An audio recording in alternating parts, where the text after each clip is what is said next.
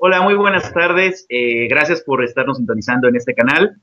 Justamente, bueno, pues le agradezco mucho la invitación a Hotel. Y bueno, pues en esta ocasión me han pedido que hablemos acerca más bien de un tema más de humanistas, un tema más de ciencias sociales. Y justamente va a ser un tema dedicado a estas celebraciones que estamos en el Día de Muertos. Y estas celebraciones, bueno, pues también conocer cómo se celebran en otras partes del mundo, en otros tiempos, en otros lugares. Y en ese sentido, bueno, pues justamente lo que vamos a ver hoy es hablar un poco acerca de las tradiciones de la antigüedad en el Antiguo Egipto y aunque ustedes no lo crean, ver cómo se relacionan en parte con nuestras propias creencias y cómo justamente estamos en este momento llenos de esta, digamos, esta mezcla, este sincretismo cultural, y bueno, como nosotros mismos aún en México tenemos muchas cosas que le debemos al Antiguo Egipto, ¿no? Entonces, bueno, justamente esta presentación la he titulado Vivir con los dioses en la eternidad, porque justamente la idea de la vida en el más allá es justamente vivir con los dioses, volverse justamente un ser,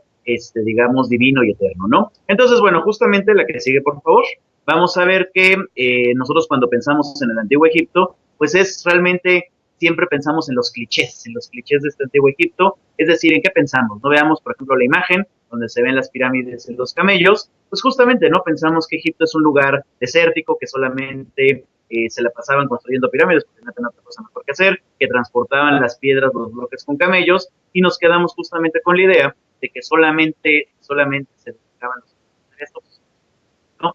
Nada más alejado de la realidad, porque en realidad los egipcios no van a ver, ellos van a vivir en las partes fértiles del río Nilo, y los camellos, en realidad, son muy simpáticos, realmente en los antiguos egipcios nunca los conocieron, sino que llegaron solamente ya en la época de la, ¿no? También en el otro lado van a ver ustedes una joya de oro, ¿no? Nos quedamos con esta idea justamente de que siempre nada más se la pasaban haciendo cosas de oro, cosas de la y que dentro de las pirámides, dentro de las tumbas hay grandes riquezas, ¿no? En realidad, sí son riquezas culturales, no son riquezas monetarias, porque para ellos este concepto, digamos, del oro, lo valioso, las joyas, era... Ah, sí, claro. Entonces, bueno, justamente vamos a ver que otro cliché que vamos a tener en la parte de abajo de las pirámides, pues son las momias, ¿no? Las momias que siempre vamos a tenerlas en esta parte de las películas, en esta parte de que son la reencarnación, a este cuerpo se puede animar, y pues en realidad sí, claro, existen las momias, es un proceso natural y después artificial que se va a hacer, y justamente la idea que van a tener los egipcios es que va a ser un receptáculo para las esencias divinas que en ciertas ocasiones van a poder regresar a este mundo, pero no es que la momia se vaya a levantar y vaya a perseguir a las personas, ¿no? Y también lo que pueden ver ustedes en pantalla, también otra de las clichés que tenemos es de la escritura jeroglífica. Está muy bonita si se dan cuenta. Tenemos justamente una pequeña ave que sale en uno de estos recuadros, pareciera que es un jeroglífico que se está animando, y en realidad, pues, ¿qué es lo que vamos a ver, no? Que los jeroglíficos pensamos que se leen de esta manera, como un ojo, una persona, un ave, y en realidad no, son letras. La parte de comunicación es bien interesante porque son fonogramas, es decir, son muy parecidas a las letras de nuestro propio abecedario, y en ese sentido, bueno, pues se pueden leer y podemos en la actualidad leer lo que dicen los jeroglíficos, y para nada va a ser justamente esta idea que tenemos muy del cliché de Hollywood, ¿no? Entonces, en ese sentido, bueno, parte de esta plática es que vean cómo la realidad es mucho más emocionante, mucho más bonita que la ficción, y justamente tratar de entender un poco acerca de estos conceptos que los antiguos egipcios van a tener sobre la vida y la muerte y sobre la vida eterna, ¿no? La que sigue, por favor.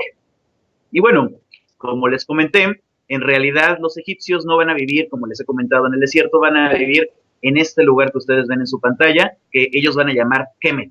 Kemet significa la tierra negra, ¿no? La tierra negra en ese sentido es el nombre original de Egipto. Egipto, el nombre que le damos en la actualidad proviene del latín, y en realidad, pues esta tierra negra que va justamente a hacer todo lo que el río Nilo se desborda y va a depositar todo este limo que es súper fértil, va a permitir que la producción agrícola sea constante. Egipto va a tener hasta 3, 4 cosechas al año, y básicamente los egipcios en realidad lo que van a hacer es van a vivir en este lugar, ¿no? Fíjense en la parte de abajo, se los he puesto en jeroglíficos, la gente que se dedica a cosas informática y todo, los jeroglíficos egipcios actualmente hay un programa software libre que se puede utilizar para escribirlos y bueno, pues justamente es lo que ven en pantalla, ¿no? Entonces, nosotros regresáramos en la máquina del tiempo y le preguntáramos a un egipcio, oye, ¿dónde vives? Él nos contestaría en Kemet, en la Tierra Negra, ¿no? Pero obviamente también lo que vamos a estar, que siempre está presente para los egipcios, la que sigue, por favor, ajá, va a ser lo que se conoce como Desheret, es decir, la Tierra Roja, ¿no? Justamente alrededor del valle del río Nilo, del delta del río Nilo, donde la gente va a vivir, se va a encontrar este lugar, esta Tierra Roja. Fíjense cómo hasta el nombre de Sheret nos hace eco a la palabra desierto que utilizamos todavía en la actualidad y en efecto pasó del copto y luego al árabe y del árabe al español. Y justamente de Sheret, la Tierra Roja, va a ser el lugar que se va a considerar como la Tierra de los Muertos. Es decir, los egipcios no van a utilizar la Tierra Negra porque evidentemente la Tierra Negra se utiliza para el cultivo y la Tierra Roja, que no es productiva, ahí es donde se van a poner a colocar los cuerpos y justamente es lo que va a permitir este proceso de momificación, digamos, natural, que después, bueno, va a ser artificial para los antiguos egipcios. Entonces, es la dicotomía que se va a tener en estos dos mundos, Kemet, la Tierra Negra, Tesheret, la Tierra Roja, la Tierra de la Vida, la Tierra de la Muerte, ¿no? Y fíjense, a veces nosotros en México pensamos que el desierto es algo muy lejano, la que sigue, por favor, y en realidad, pues nos vamos a dar cuenta que para Egipto, pues no, es una realidad ineludible, ¿no? Vamos a darnos cuenta que, por ejemplo, si ustedes ven en la pantalla, tanto de Sheret y Kemet, hay una línea muy delgada que va a ser la que va a partir justamente estas dos realidades, ¿no? Entonces es bien interesante porque en el caso de Egipto, si no fuera por todo el trabajo en comunidad, si no fuera por toda la sociedad que se está organizando, no podrían haber construido esta civilización magnífica, pero evidentemente la tierra de la muerte, el desierto siempre hay que luchar contra ella. En ese sentido, los egipcios, toda su religión, todas sus costumbres van a estar siempre encaminadas justamente a mantener la vida y bueno, como parte de la vida, la muerte que es siempre ineludible, siempre va a estar presente. Hay un recordatorio constante justamente de que la muerte siempre está presente y no es que sea algo malo, simplemente ese lugar es el desierto y es la entrada a el mundo para iniciar una gran travesía que los egipcios van a representar en muchas maneras, ¿no? Entonces, bueno, ¿cómo surgió esta concepción de que el ser humano, de que no solamente somos el cuerpo, sino que existe algo más que trasciende allá de la muerte? Bueno, justamente la que sigue, por favor, vamos a darnos cuenta que, bueno, desde la época, desde Egipto, antes de que fuera Egipto, en el periodo predinástico, es decir, estamos hablando ya del 6000 antes de Cristo, pues, ¿qué es lo que va a ocurrir? Justamente lo que les he platicado. Los cuerpos los van a depositar no en la tierra fértil que pueden utilizar para cultivos, sino lo van a poner en justamente esta línea donde empieza el desierto, y el desierto lo que va a hacer es que obviamente la arena, o mucha, que es caliente, impide que las bacterias proliferen y justamente va a momificar el cuerpo de manera natural, ¿no? Ustedes en la imagen justamente van a ver estos cuerpos que tienen ya cerca de 8000 años de antigüedad, justamente momificados naturalmente, y bueno, se conservan los huesos, la piel, el cabello, es impresionante realmente, pero justamente esta idea le va a dar a los egipcios, probablemente un par de generaciones después, algún agricultor, alguna persona se encontraba alguna de estas tumbas y se dio cuenta que el cuerpo parecía que estaba en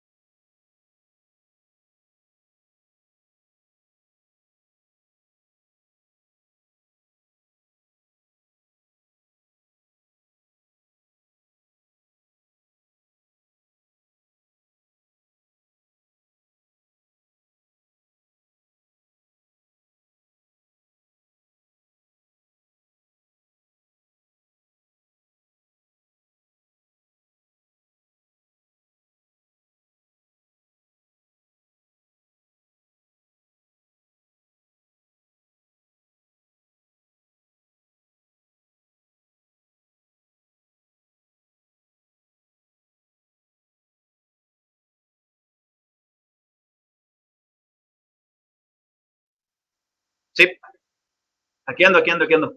Un, dos, tres, un, dos, tres. ¿Ya? Ay, todavía no se, de mi lado no se carga todavía la imagen, pero bueno, vamos, ¿no? Ujú. Ok, bueno, entonces, muy bien.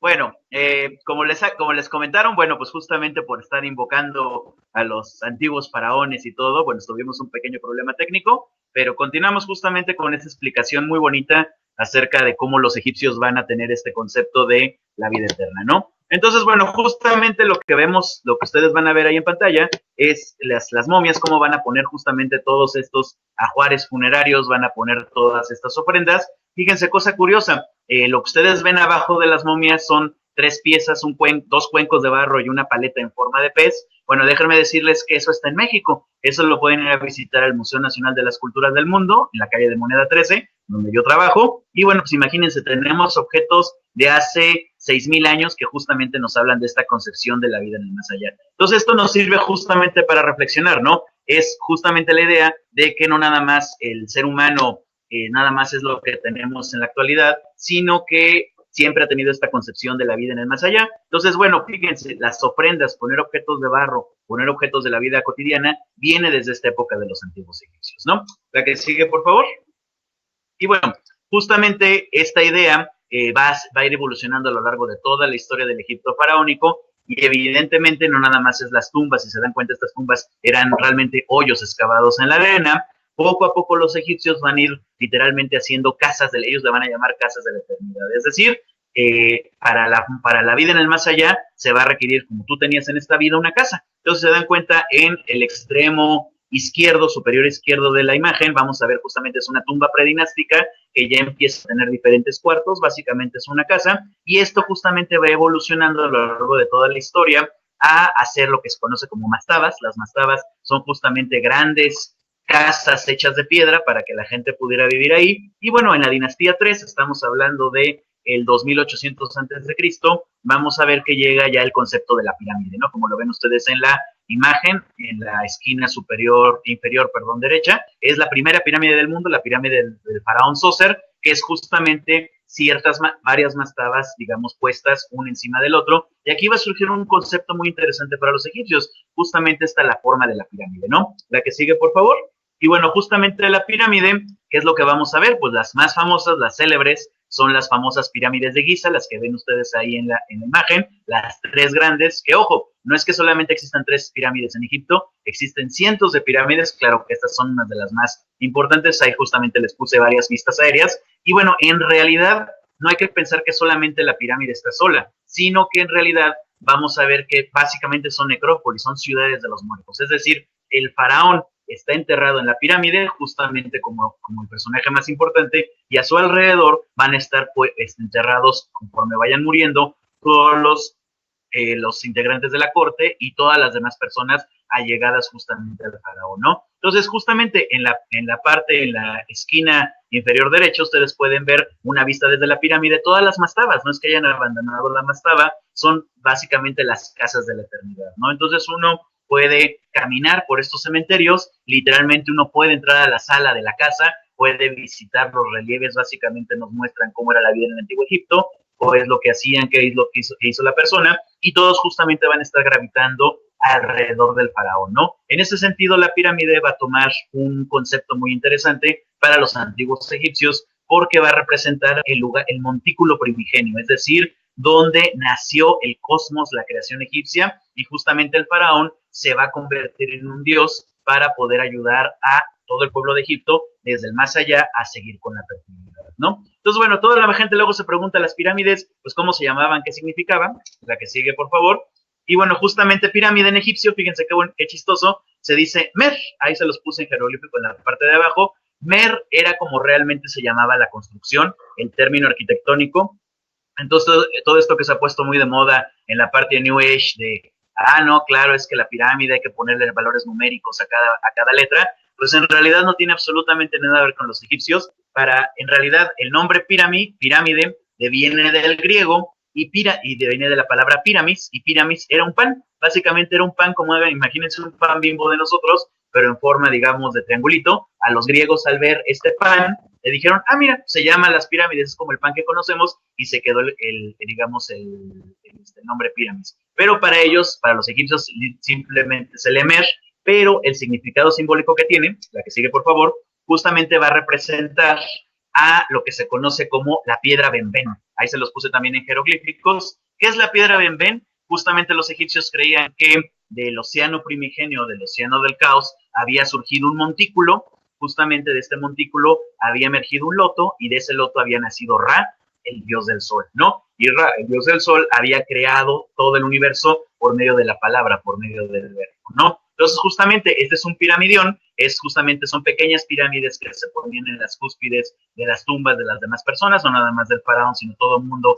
quería tener una pequeña pirámide, y efectivamente lo que nos muestra ahí es a un noble, está arrodillado, está dándole ofrenda a el dios Ra, el dios del sol, ¿no? Y justamente la idea, como la que sigue, por favor, la idea de los egipcios de la pirámide no solamente fue hacer estas grandes construcciones, sino ustedes pueden ver ahí en las imágenes, justamente aún las pequeñas, las tumbas más pequeñitas, las tumbas más, digamos, más humildes, tenían siempre esta forma piramidal. La del faraón obviamente era la pirámide más grande, pero esta forma piramidal, ahí lo pueden ver ustedes en las imágenes, cuando uno entra a las cámaras, están llenas de vida, ¿no? Están llenas justamente de color, todos los dioses están recibiendo a las personas, y justamente es un proceso de transformación, es un proceso de un viaje que la persona, el alma de la persona emprende para convertirse en un ser divino, ¿no? ¿Cómo es este viaje? ¿A qué dioses se encuentra la persona, cualquiera de las personas que entrábamos es justamente al más allá? Pues justamente les voy a hablar de los dioses más importantes. La que sigue, por favor. Y bueno, vamos a tener que es un dios muy célebre, muy conocido por todos por las películas, pues va a ser el dios Anubis, que en realidad su nombre egipcio era Impu, y bueno, Anubis se va a representar en forma de chacal, porque justamente los chacales van a ser estos animales que van a estar merodeando las necrópolis, van a estar merodeando justamente los lugares donde están los cementerios, y bueno, Anubis va a considerarse como el dios, ojo, es muy común que la gente diga que es el dios de la muerte, en realidad no, es el dios que lleva a las almas de las personas hacia el reino de Osiris. De hecho, uno de sus títulos es el abridor de los caminos. Él lo que hace es que toma, embalsama, ayuda al proceso de embalsamamiento, a momificar a la persona, y justamente lo conduce hacia el más allá. Es bien interesante porque también nosotros aquí en México y en muchas culturas del mundo siempre son los perros, los cánidos. Anubis es un chacal, es un cánido, es el que conduce a la persona hacia el lugar donde siempre está todo bien, ¿no? Entonces, una cosa que debemos reflexionar, este concepto de los perros, los cánidos, que siempre son los lazarillos que nos conducen justamente a donde está la comida, donde está el agua, donde están las cosas buenas, ¿no? La que sigue, por favor. Y bueno, justamente como les comenté, pues vamos a tener que el dios supremo, el dios con el que nos queremos encontrar, es el dios Osiris, ¿no? A Osiris lo vamos a ver representado en estas tres imágenes, lo pueden ver tanto en una escultura de piedra, en el libro de los muertos, en la parte derecha, en papiro, y en una escultura policromada, ¿no? Fíjense, muy interesante, aún la escultura que no tiene color, la escultura de piedra caliza, todas las esculturas estaban policromadas, y en realidad, si se dan cuenta, Osiris es una momia. Osiris básicamente es la primera momia, es un dios embalsamado, y su cara es de color verde, ¿no? No es porque sea alien, no es porque sea extraterrestre, es simplemente que está representando la fertilidad agrícola. Bien decimos aquí en México que viejos los cerros y reverdecen, pues justamente Osiris es un dios de la vegetación, del grano, y así como en las cosechas mueren todos los años y vuelven a reverdecer, la promesa es que justamente las personas así morimos y volvemos a reverdecer, volvemos a vivir, así como lo hace el dios Osiris, ¿no? La que sigue, por favor. Y bueno, justamente el culto al dios Osiris va a ser un culto importantísimo para los egipcios, y a lo largo de todos sus más de 3.500 años de historia, vamos a ver que las personas siempre querían ser representados con Osiris, siempre dedican estelas, dedican pequeñas figuritas. Fíjense, muy interesante, hace eco un poco a veces hasta las figuras de los santos que nosotros llegamos a conocer. Justamente los que ven ustedes en la pantalla son sacerdotes, y los sacerdotes lo que llevan son naos, son pequeñas efigies justamente de Osiris, con la idea de justamente estar haciendo esta ofrenda por toda la eternidad. Y en ese sentido, bueno, que Osiris esté complacido y que justamente en el momento que nosotros lleguemos al más allá, él pueda, digamos, recibirnos en su seno, ¿no? La que sigue, por favor. Y fíjense, cosa interesante, no nada más es un culto que a veces puede llegar a pensarse que nada más es de los faraones, pues no, también de las personas, como vimos en la otra imagen, y en este caso sí, aún el faraón tenía que congratularse con el dios Osiris. Esta que ven ustedes es una estela del faraón Ramsés II. Ramsés II lo ven justamente el solito que está levantando unos cuencos, haciendo libaciones, haciendo ofrendas a Osiris, pero no nada más a Osiris, sino a su esposa Isis y a su hijo Horus, ¿no? Entonces esta tríada, la tríada de Abidos, es justamente la familia que estaba dedicada a el culto funerario, y en ese sentido, bueno, el faraón, pues obviamente en vida tenía que darle ofrendas a Osiris, y en la muerte, pues iba a convertir propiamente en el propio Dios, ¿no? La que sigue, por favor. Y bueno, justamente la idea, lo vamos a ver, es, empezamos a entender poco a poco, ¿no? Ahora ya no se nos hace tan curioso, tan diferente decoraciones que vamos a ver en las tumbas. Esta es una tumba del Valle de los Reyes, y justamente no vamos a ver que no es que sean dos faraones, básicamente es como si son una serie de viñetas, ¿no? Es el mismo faraón, en este caso Ramsés I, que está siendo recibido primero por la diosa Isis, la que tiene el disco solar y los cuernos, y después por el dios Anubis, en este caso, que le está dando esta famosa cruz egipcia que se llama Ankh, que significa vida, en la boca al faraón, para que al final, digamos, se encuentre con Osiris. Lo pueden ustedes ver en forma de momias, la figura que está en blanco, con la corona y con la piel verde. Justamente la idea es eso, ¿no? Todos los programas iconográficos de las tumbas, de los papiros, es básicamente la presentación de los dioses, cómo los dioses nos van conduciendo para llegar hasta el último punto con Osiris y poder vivir eternamente, ¿no? La que sigue, por favor. Y bueno, justamente para poder hacer esto es que se van a necesitar muchísimas cosas, elementos en el ajuar funerario. Y bueno, esta es también una parte de un libro de los muertos de un noble que se llama Yunefer. Vemos justamente el momento del enterramiento, ¿no? Fíjense cómo es muy bonita la viñeta, porque nos muestra en blanco justamente la tumba en forma piramidal, ya se dieron cuenta del objeto real, ahí está representado de manera iconográfica, y justamente Anubis recibiendo al cuerpo, recibiendo a la momia, y todos los sacerdotes haciendo muchos de los rituales necesarios para que la persona pudiera despertar en el más allá y pudiera recitar todas las fórmulas mágicas, ¿no? Entonces, justamente la idea es eso, es que vamos a tener en la tumba lleno de ajuares funerarios, de cosas que a veces vemos en los museos, en las películas, y justamente un poco de los que se necesitan es de los que vamos a ver a continuación. La que sigue, por favor. Uh-huh. Y bueno, una de las cosas que siempre nos llama mucho la atención de los egipcios es el sarcófago, ¿no? Los famosos sarcófagos, estos hechos de diferentes elementos. Pues bueno, justamente fíjense cosa interesante, en realidad sarcófago en egipcio, ahí se los puse en jeroglífico, se decía Neb-Ankh. Y Neb-Ankh en realidad es el nombre que se le daba al útero. Entonces, ¿qué es lo que nos dice esto, no? En realidad era como regresar al útero materno. Si se han dado cuenta, muchos de los sarcófagos, el de Tutankamón, el más famoso, son varios sarcófagos uno dentro del otro. A veces nos visitó también en México en una exposición hace un par de años, es un sarcófago de piedra, y dentro venían otros de madera o de oro, dependía el rango social, pero justamente son las capas del útero que están guardando al cuerpo para permitirle volver a nacer. Entendiendo esto, que en realidad para los egipcios es como volver al útero materno, no es difícil entender todo lo que vamos a ver en los sarcófagos, ¿no? La que sigue, por favor. Esta siguiente imagen es justamente el mismo sarcófago. Fíjense cómo vamos a ver siempre que son diosas. Son las diosas que están protegiendo, las grandes diosas cósmicas que están protegiendo justamente al cuerpo. Y un concepto muy interesante es que a las diosas les surgen alas, como pueden ustedes ver en las dos imágenes. Una es la diosa Nut, la diosa del cielo, la otra que está en los pies es la diosa Isis, y justamente es las alas para envolver, ¿no? Es justamente el útero que se envuelve con estas plumas, y bien interesante porque este concepto que nosotros tenemos de los seres alados que llegan y protegen a la gente, vienen justamente desde esta época mitológica, ¿no? Las alas son lo que protegen, son seres mágicos que protegen a las personas en un momento, digamos, de dificultad, que justamente va a ser el tránsito de la muerte, ¿no? La que sigue, por favor. Y bueno, justamente vamos a tener también, por ejemplo, en el proceso de momificación, la momia se ponía dentro del sarcófago, pero se le removían los órganos internos. ¿Esto por qué se hacía? Bueno, pues es una solución práctica. Básicamente, pues lo primero que se corrompe, que se echa a perder son los órganos, y se ponen en estos vasos cánopos, los vasos cánopos que van a estar cuidados por 4 dioses. Ahí les puse justamente es Hapi, Duamutep, Kepsebenu, Seti, y justamente en el lugar donde se hace la incisión se van a poner diferentes amuletos, como los que justamente ven ustedes en la imagen, ¿no? Entonces, fíjense, es muy bonito porque estos vasos cánopos también en Hollywood siempre los han usado como la maldición, pues en realidad no, en realidad eso simplemente son los que mantenían a los órganos y gracias a la magia es que la persona iba a renacer en el más allá y los órganos se le iban a volver a poner en el cuerpo, ¿no? La que sigue, por favor.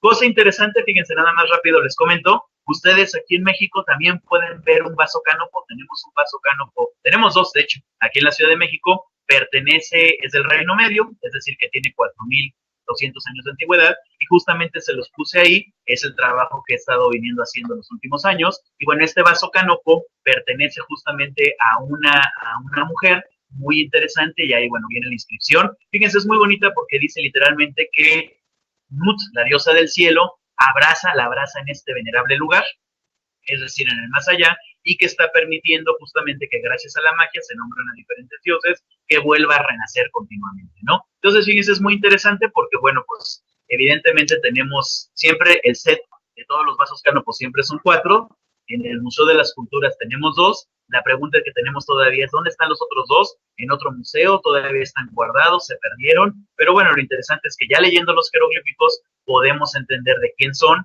entonces básicamente le pusimos nombre ya, ¿no? La que sigue, por favor. Y bueno, básicamente vamos a ver que los egipcios también van a tener todo este concepto de que después de que el cuerpo es modificado y después de que literalmente empieza el viaje del alma hacia el más allá, y justamente el alma abandona el cuerpo y sale por un costado del sarcófago, y justamente para guiar al alma hacia donde está saliendo hacia donde está ocultando el sol. Eso es muy interesante, ¿por qué? Porque los egipcios van a considerar que ellos tienen que seguir el mismo ciclo del sol continuamente. Entonces van a ver estos ojos, es del mismo sarcófago de Sheshon que les había presentado. Entonces justamente es literalmente para que la momia pueda ver por el sarcófago y pueda iniciar su viaje, ¿no? El viaje, ¿cómo se inicia? Bueno, tiene que pasar, la que sigue por favor, por diferentes etapas.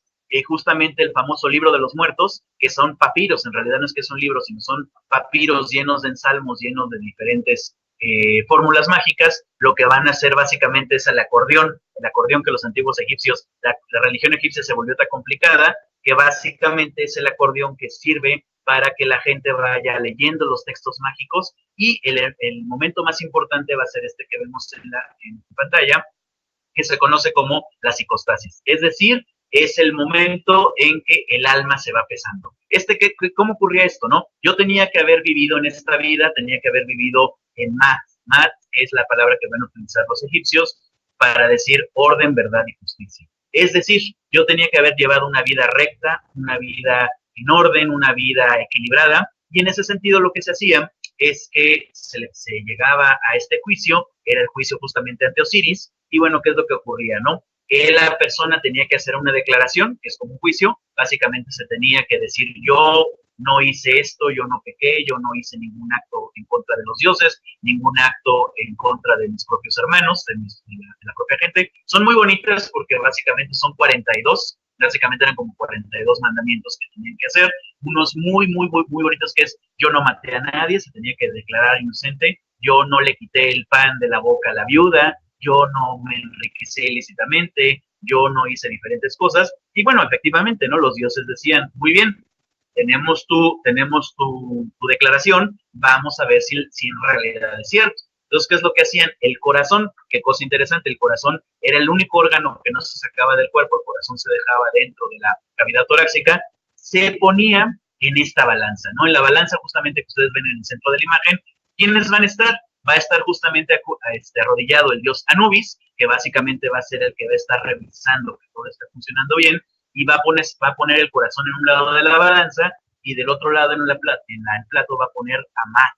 Mat se simboliza con una plumita justamente que es este concepto de el equilibrio, de estar en orden, y bueno, en ese sentido, el corazón tenía que pesar exactamente lo mismo que Mat, ¿no? Claro, quien está tomando nota de esto es un dios que van a ver ustedes que está parado, que está con cabeza de ibis, con cabeza de garza. Este dios es el dios Tot, el dios de la sabiduría, y él está justamente anotando todo el resultado, ¿no? Atrás del dios Tot, se dan cuenta, está un animal, un monstruito bastante simpático que vamos a tener, que bueno, no era nada simpático para los egipcios, se llama Amit, que Amit significa la devoradora. Es decir, fíjense bien, tiene cabeza de cocodrilo, las patas delanteras, el cuerpo delantero de león, y las patas traseras de hipopótamo, ¿no? Este ser siempre va a estar hambriento, siempre va a estar deseoso de comerse corazones, y justamente, ¿qué es lo que ocurría? Si el juicio, el corazón pesaba más que la pluma de Matt, entonces en ese momento Amit devoraba el corazón,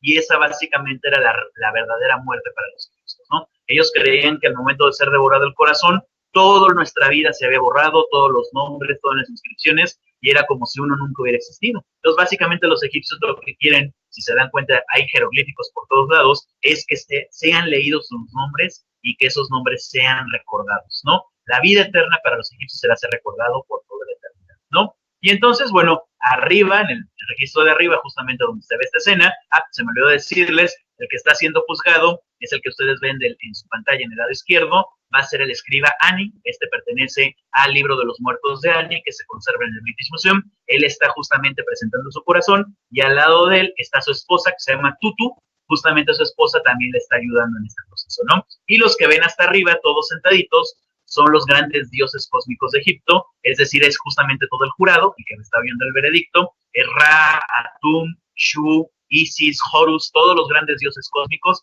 están ahí presentes para escuchar el juicio y ver si realmente Ani cumplió con todo lo que había dicho, y efectivamente se había llevado una vida en regla, una vida equilibrada, ¿no? Es un concepto muy interesante porque es una cosa que Egipto es uno de los pilares de la cultura occidental, y justamente este concepto de que nosotros debemos de portarnos bien en esta vida para vivir en la siguiente, pues viene desde aquí, desde esta milenaria cultura, viene este concepto de que debemos de tener un comportamiento justo para vivir eternamente. ¿Y cómo era el paraíso, el más allá para los egipcios? Pues justamente en el famoso libro de los muertos también viene una viñeta que nos gusta.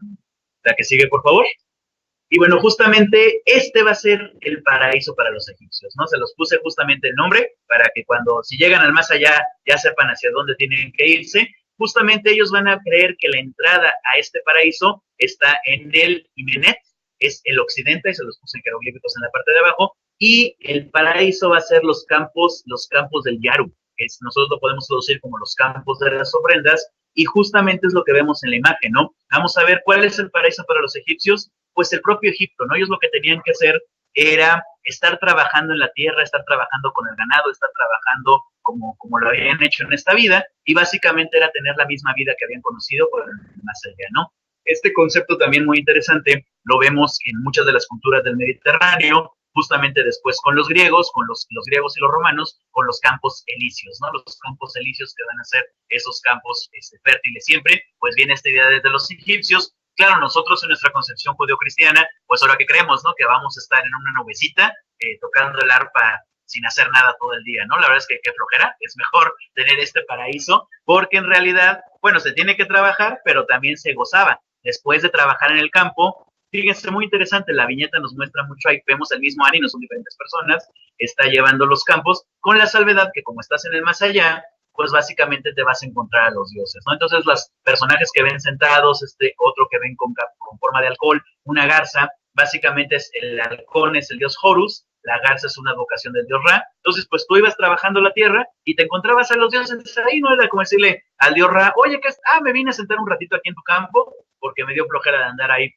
surcando el cielo, ¿no? Entonces es un más allá dinámico que justamente los egipcios se van a ganar a través justamente este concepto de vivir una vida ordenada y equilibrada, ¿no? La que sigue, por favor. Y bueno, obviamente no siempre van a estar representados en los papiros, pero estas viñetas que nos hablan justamente de el juicio de Osiris, que es el lugar más importante para los egipcios, el lugar y el momento donde su alma es pesada, en muchas ocasiones también están en los sarcófagos, ¿no? Los sarcófagos de piedra, como el primero que vimos, es la primera capa del útero, pero dentro hay otros sarcófagos, como les comenté, de madera o de oro. Fíjense, también lo tenemos en el Museo Nacional de las Culturas, es un sarcófago de una sacerdotisa, de una cantora de Amón, y fíjense, ya saben un poco más de iconografía egipcia. Ven las alas, justamente sabemos que es la diosa Nut, bueno, hay que saber de jeroglíficos, y las diferentes viñetas que están en los lados nos hablan justamente del proceso de cómo va llegando esta sacerdotisa ante Osiris para ser juzgada, ¿no? La que sigue, por favor. Y entonces, bueno, justamente en esta, fíjense, ahí les puse un close-up muy interesante, en los diferentes laterales, también la vimos nada más de frente, vamos a reconocer a varios dioses que ya les he platicado, ¿no? Tenemos justamente a Dios Tot, y fíjense, muy interesante, ¿no? Si bien no podemos decir que son retratos, sí más o menos buscaban representar a la persona. Tú cuando renacías, renacías en la juventud, renacías en la flor de la vida, renacías justamente en el mejor momento en el que habías estado. Y fíjense una clave también para que nos puedan reconocer. Siempre las personas que están difuntas llevan sobre su cabeza, en este caso en el sarcófago lo pueden ver, lleva una flor de loto y un cono de perfume. Es justamente para decir, ¿por qué? Porque yo voy a llegar ante los dioses y tengo que llegar perfumado, tengo que llegar bonito, tengo que llegar en mis mejores escalas, y justamente la flor de loto es este concepto que les había hablado, ¿no? Que de la piedra benben, del montículo primigenio, nace un loto y de ahí nace Ra, el dios del sol. Entonces, esa es justamente la idea que tienen los egipcios, es renacer, ¿no? Esta idea muy errada que tenemos de Hollywood de reencarnar y todo, no, eso es otras religiones, eso es otro concepto. Los egipcios es renacer en el más allá y renacer siempre en la juventud, en la flor de la vida, ¿no? Y bueno, en ese sentido, fíjense, muy interesante, también los muertos, los egipcios creían que los muertos están, pero en realidad también había momentos en que la barrera entre los dos mundos se podía hacer más permeable. Y era una cosa, una celebración que se llamaba la hermosa fiesta del valle, que era muy, muy parecida a lo que nosotros hacemos. Y tenemos ejemplo en diferentes artefactos. Por ejemplo, la que sigue, por favor, en estelas de este tipo. Por ejemplo, esta estela también nos visitó en la exposición de Isis hace un par de años.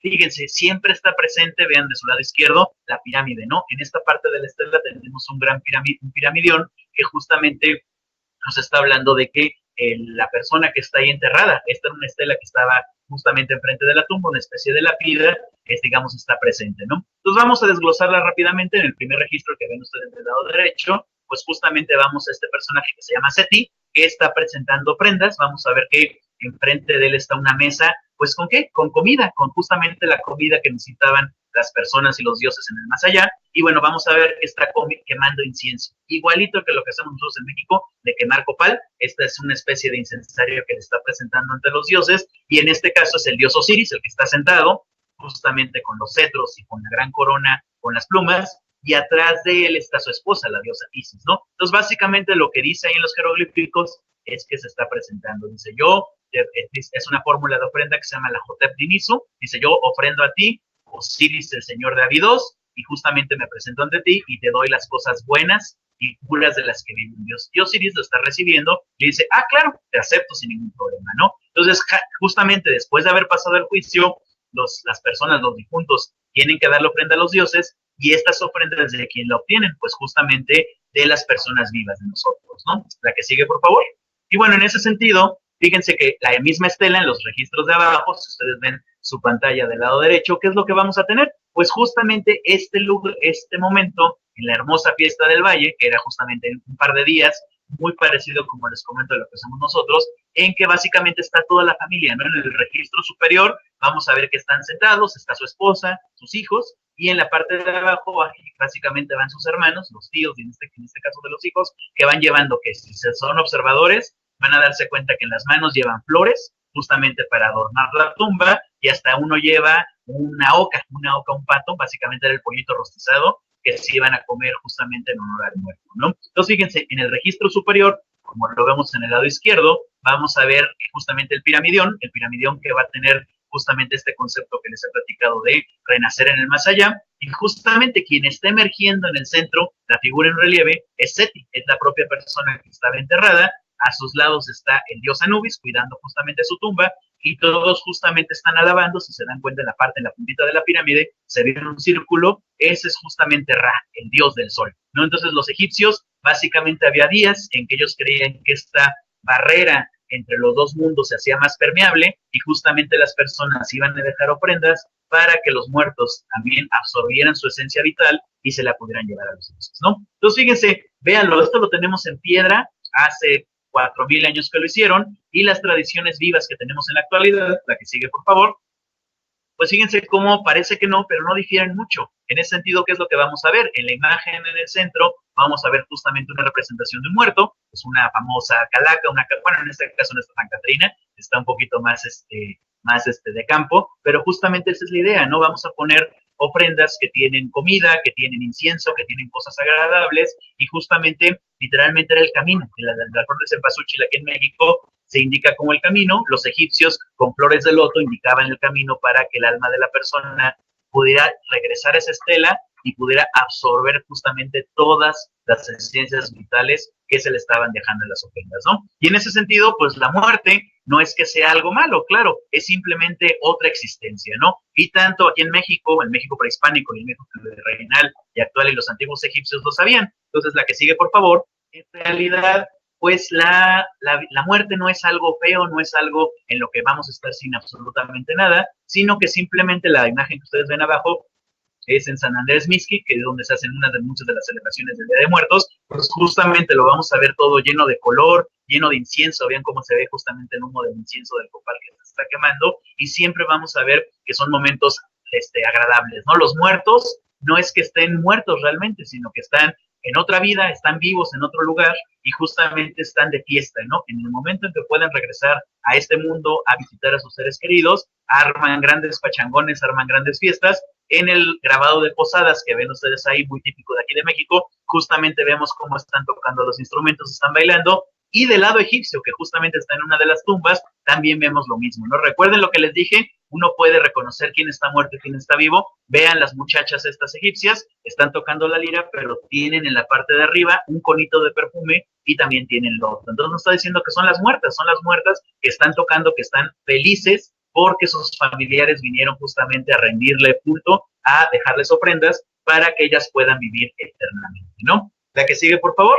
Entonces, bueno, básicamente ya para concluir, ya no tenemos mucho tiempo, también para que dé tiempo de algunas preguntas, pues básicamente el concepto que tienen los egipcios, más que este concepto raro que a veces tenemos la idea de que solamente estaban pensando en la muerte, solamente estaban pensando en esto, pues no, claro, es justamente tener una vida agradable, tener una vida que esté siempre bajo las condiciones, los preceptos morales y conceptos sociales para tener una bonita vida en sociedad. Básicamente son parecido a lo que nosotros conocemos, los 10 mandamientos, es no robarás, no matarás, no empobrecerás a la gente. Bueno, muchos no lo podrían seguir al pie de la letra, pero básicamente, bueno, pues justamente la idea que tenemos, el que ya les había explicado, la escena de las psicostasis del libro de los muertos, la de abajo es una ilustración de National Geographic, ya más contemporáneo, evidentemente, y es la misma idea, ¿no? Es justamente llegan los dioses, en este caso Horus, se lleva el alma de la persona hacia el juicio de Osiris, justamente en la parte central de la ilustración contemporánea.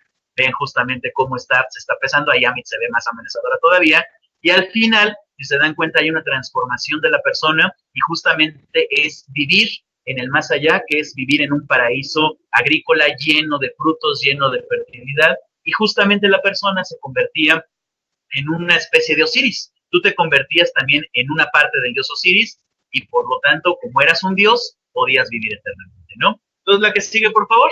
Ya nada más para terminar, bueno, pues a mí siempre me gusta terminar con un poco de humor. Ahí vamos a ver estas viñetas. El personaje del lado derecho, este gordito, es Wallis Budge. Wallis Budge fue justamente quien encontró el libro de los muertos que se encuentra en la actualidad en el British Museum. Fue el primero en traducirlo. Y bueno, pues obviamente su momia de estar así, era bastante gordito el personaje, de estar muy contento en el más allá porque su trabajo se sigue consultando. Ya está muy superado, ya no es lo que él hizo, es como sabemos que se lee, pero pues bueno, del otro lado, si se dan cuenta, es el clásico chiste de estaba un sacerdote, un rabino, y bueno, justamente en un bar, cuando está en inglés, ahí dice, bueno, ya nos morimos, vamos a ver realmente quién tiene la razón, y llegan y dicen, oh rayos, ¿no? Nos encontramos justamente a Osiris y a los dioses egipcios. Entonces, bueno, pues también parte del objetivo de esta plática es que sepamos un poquito, si nos llegamos a encontrar a Osiris, pues qué es lo que hay que hacer, ¿no? Y en la parte de abajo, bueno, vemos al famoso dios Anubis, muy contento ahí presentándole un hot dog a Osiris, ¿no? Porque también los dioses tienen que comer, ¿no? Y bueno, ya para terminar, básicamente para cerrar esta presentación, la que sigue, por favor, los voy a dejar con un bonito pensamiento que también lo tenemos mucho con los antiguos egipcios, que fíjense, no nada más es que estén pensando, como les comento, nada más en la muerte, sino que en realidad estaban enamorados de la vida, ¿no? Ellos realmente lo que querían era disfrutar esta vida, y básicamente que tenemos, que es el canto del arpista del faraón Intef, fíjense, la fecha ya tiene más de 4000 años que compusieron esto, y es como decíamos antes, en latín, el carpe diem, aprovecha el día, ¿no? Haz del día una fiesta, no te canses de ella, disfruta, porque no sabemos, nadie se lleva sus cosas al más allá, y justamente nadie nos ha dicho qué es lo que ocurre en otro lado, ¿no? Entonces, básicamente, la idea es justamente que ustedes vean que la cultura egipcia nos heredó parte de este pensamiento y nos heredó justamente que hay que portarnos bien, hay que estudiar, hay que prepararnos, hay que estar siempre en este mundo y justamente cuando lleguemos a este lugar, pues bueno, ya será cuestión de los dioses recibirnos en su seno, será cuestión de los dioses darnos la vida eterna, pero por lo tanto hay que vivir bien en el más acá, tanto en el más allá. Y bueno, pues por mi parte ha sido todo. Les agradezco muchísimo haber estado presentes en esta charla. Y bueno, pues obviamente también tenemos unas cuantas preguntas. Si las quieren hacer, con mucho gusto estaré aquí un par de minutos para responderlas. Muchas gracias. Uh -huh. A ver. Ah, ok, sí. Muy bien. Muy bien, muy bien. Aquí tenemos varias. A ver, las voy a revisar. A ver, la primera pregunta dice, ¿las pirámides de Giza ya han sido exploradas en su mayor parte? Bueno, las pirámides efectivamente sí han sido exploradas en su mayor parte. Las tres grandes que vimos en las imágenes, en realidad se sabe desde hace... ¿Eh? Ah, gracias. Sí. Las pirámides de Giza ya han sido exploradas desde el siglo XVIII, del siglo XIX. En realidad, lo que nosotros ahora estamos sabiendo es cómo se construyeron. Realmente sí sabemos y no sabemos, es decir, hay muchas teorías, pero también estas teorías fantasiosas que fueron los aliens, que fueron otra cosa, no, porque se ven las marcas de uso, las huellas de cómo cortaron las piedras. En realidad, sí se conoce, pero probablemente esto de la arqueología, de la egiptología, nunca hay nada escrito en piedra, aunque lo parezca. Por ejemplo, hace un par de años se encontró un pasadizo dentro de la pirámide, en la gran pirámide de Júpula de Keops, se metió un robot y este robot encontró una puerta que tiene unos cerrojos como de bronce, ¿no? Entonces, bueno, pues todavía no podemos decir que lo conocemos absolutamente todo y eso es justamente lo bonito, ¿no? Que esto siempre se están descubriendo cosas nuevas. En realidad, cuando uno estudia estas cosas de arqueología y todo, imagínense que es ser como médico, hay que estarse documentando continuamente y estarse, lo que uno estudió hace 5 años, ya en este momento a veces ya no se utiliza para otras cosas, ¿no? Otra pregunta que te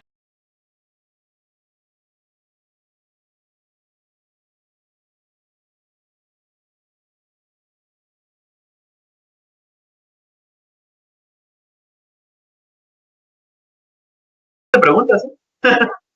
Ok, entonces, bueno, la 2. ¿Quién es el dios más importante del panteón egipcio? Es el dios Ra, el dios del sol. Fíjense, muy interesante, en realidad los egipcios tenían una concepción, yo siempre lo digo en mis clases, que los egipcios son politeístas, pero son monoteístas, pero al revés es todo lo contrario. Es decir, en los textos egipcios siempre se menciona que Ra es todos los dioses y todos los dioses son Ra. Es decir, todas las pléyades de dioses que vamos a ver nosotros, en realidad son manifestaciones del dios Ra. No es que estoy diciendo que en este caso crean un único dios, pero sí, o sea, Ra es el más importante, es el creador de todos, y los demás dioses básicamente a veces en muchas ocasiones dicen que son partes de su cuerpo, ¿no? Entonces, aunque no lo crean, la religión egipcia se parece un poco a la moderna religión católica. Es decir, nosotros creemos en un Dios que es tres al mismo tiempo y en muchos santos que se comunican con ellos. Más o menos es igual la misma idea que tienen los egipcios y básicamente Ra es el Dios más importante, ¿no? Otra pregunta que tengo es, ¿a qué te refieres con transición al otro mundo, no? Bueno, pues básicamente, transición o transacción, bueno, transacción. Básicamente, la transición, si lo quieren ver de esa manera, esta transacción, es que yo en realidad, mi alma, en el caso que cuando yo muera, en realidad lo que viaja al más allá es el alma. El cuerpo, la momia se queda aquí, los sarcófagos, todo lo mejor funerario, es parte necesaria para ciertos rituales funerarios, pero en realidad, digamos que se desprende. Yo como ser humano no nada más tengo un alma, sino tengo muchas esencias espirituales. Los egipcios creían que tenían por lo menos 5 y estas van viajando a diferentes partes de más allá. Entonces es una cosa interesante, ¿no? O sea, en realidad no es que todo se permanezca en un solo lugar, sino que es muy dinámico, ¿no? Otra pregunta que tenemos aquí es, ¿por qué los egipcios amaban a los gatos? Ah, bueno, eso es muy interesante, también muy del cliché de Hollywood. Amaban a los gatos porque representa a la diosa Bastet. La diosa Bastet es una diosa de la maternidad, entonces fíjense, es como las gatitas que siempre están cuidando a sus cachorritos, a sus gatitos, pues básicamente los egipcios creían que al momento de nacer, una cosa muy importante del nacimiento es justamente que los gatos están ayudando pues a crear, ¿no? La diosa Bastet es esta diosa gatita, y en ese sentido, pues los egipcios van a domesticarlos y los van a querer mucho, ¿no? Cosa interesante, fíjense, en el egipcio antiguo, gato se decía miu, básicamente es onomatopéyico, así como los niños dicen un miau, un guau guau, los egipcios le decían miu a los gatos, ¿no? Pero básicamente es por este concepto de que es la diosa madre, la diosa que ayuda justamente en el momento del nacimiento, ¿no? Otra pregunta, la quinta, es ¿por qué los egipcios modificaban a sus faraones cuando estos morían? Bueno, pues justamente como lo narramos ahorita en la plática, era para ser como el dios Osiris. Si se dieron cuenta, en las imágenes vieron que Osiris básicamente es la primera momia. Osiris al momento es toda una mitología muy larga que no nos dio tiempo de platicar ahora, pero en otra ocasión puede ser.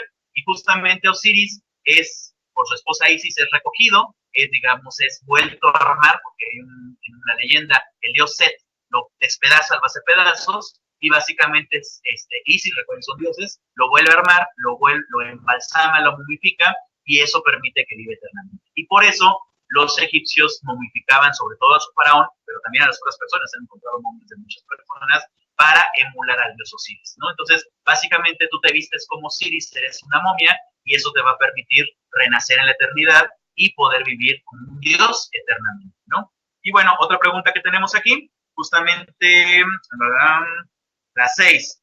¿Cuál es el método que se usaba para extraer los órganos de las personas? Ah, caray, están muy curiosos, ¿verdad? Pues básicamente, digo, la persona ya estaba muerta, no se vayan a espantar. Básicamente lo que hacían es que abrían con un cuchillo de pedernal la cavidad torácica, digamos toda la cavidad torácica, y con eso iban removiendo los órganos, ¿no? Los egipcios sabemos que estaban muy bien entrenados en medicina, de hecho muchos conocimientos pasaron a los griegos, y básicamente los removían, cortaban con instrumentos de obsidiana y con instrumentos de sílex, de pedernal, todos los órganos, y cada órgano también era embalsamado, era también puesto justamente como una pequeña momia y era puesto dentro de estos vasos canónicos, ¿no? Entonces, bueno, van a perfeccionar esta técnica de manera maravillosa y bueno, pues justamente es lo que les permitió pues estar justamente que se preservaran miles de años después, ¿no? Otra pregunta que tenemos, la 7, ¿qué hacen los egipcios con el cerebro durante el proceso de la momificación? Muy buena pregunta, felicidades, muy buena. Fíjense, a pesar de que conocían muy bien digamos, el uso de los órganos, en realidad los egipcios ahí se estaban errados, creían que el cerebro básicamente era un órgano para hacer mocos. Literalmente no consideraban que el cerebro era el lugar de la razón, el lugar de la digamos, de nuestra entidad, de nuestra sapiencia. Ellos consideraban que el corazón era el lugar donde estaba justamente digamos, nuestra individualidad, nuestra forma de ser, ¿no? Entonces, fíjense, es interesante, muy empírico, porque efectivamente, ¿no? Cuando estás triste o no te consuelan de amor, pues no te duele la cabeza, te duele el corazón. Entonces, en ese sentido, ellos creían que el corazón era el lugar digamos, el lugar de donde estaban nuestros sentimientos, pero no nada más de manera metafórica, sino real, creían que el corazón era el órgano. Y consideraban que el cerebro, pues como les comento, era nada más para hacer mocos, literalmente, y lo que hacían es que lo desechaban. Literalmente rompían, recuerden, ya estaban muertos, rompían la base del cráneo con un cincel, metían una cosa por la nariz y básicamente metían un astringente, una especie de alcohol y disolvían el cerebro y por ahí se iba, ¿no? Entonces, bueno, pues obviamente para ellos el cerebro no era considerado como lo más importante, nosotros sabemos que obviamente pues, es lo más importante que podemos tener nosotros, ¿no? Y bueno, por ejemplo, otra pregunta que acaba de llegar justamente, la 8, según información de investigadores de a pie, los mismos egipcios decían que las pirámides ya estaban ahí y no fueron construidas por ellos. ¿Qué hay de verdad en eso? Uy, pues bueno, como bien lo menciona la pregunta, investigadores de a pie, pues en realidad no, porque fíjense, es una tendencia que se tiene mucho ahora con estos documentales de estas cosas, que pues obviamente para vender hacen todo este rollo de las teorías de los alienígenas ancestrales y todo esto. No, sabemos perfectamente quién las construyó. De hecho, bueno, quien me pregunta esto, en internet puede buscar así, póngale descubrimiento de los papiros en la costa del Mar Rojo, se descubrieron hace un par de años, o sea, tendrá unos 2 o 3 años que se descubrieron papiros de la época de Jufu, de Keops, justamente que menciona cómo están trayendo las piedras, cómo están construyendo las cosas. Hay muchísima evidencia en las mismas piedras de la pirámide, están escritos los nombres de los trabajadores que los iban a hacer, ¿no? Entonces, en realidad, sabemos que eran grandes proyectos nacionales que básicamente los faraones, la gente tenía todo este conocimiento, tenía toda esta creencia de que la pirámide era necesaria para que el rey en el más allá mandara las bendiciones, mandara la fuerza, para que continuara el río desbordándose y todo. Entonces, en realidad no, o sea, en realidad sabemos perfectamente, y bueno, los arqueólogos lo que hacemos es justamente excavar, y se han excavado los cimientos de las pirámides, y se ve perfectamente que las construyeron los egipcios, ¿no? Entonces, todo este rollo de que fueron construidas por otras civilizaciones o por aliens, realmente es más rollo fantasioso para intentar, pues obviamente, vender, ¿no? Y bueno, básicamente aquí nos dice que pues ya con esto ya estamos terminando, justamente creo que llegamos en tiempo. Entonces, bueno, pues en ese sentido no me queda más que agradecer a ustedes la invitación y evidentemente, bueno, cualquier otra información que deseen, mis contactos los pueden obtener con la universidad y pues obviamente les invito también, les reitero la invitación a visitar el Museo Nacional de la Historia del Mundo, que está en Moneda 13, atrás del Palacio Nacional, en el Metro Zócalo pueden llegar, porque pues pueden ver objetos del Antiguo Egipto que justamente nos hablan de estas cosas, ¿no? Con mucho gusto pueden llegar al museo, pregunten por mí, por el arqueólogo Gerardo Claver, y en lo que nos pueda ayudar, pues será un placer tenerlos ahí en el museo. Muchas gracias.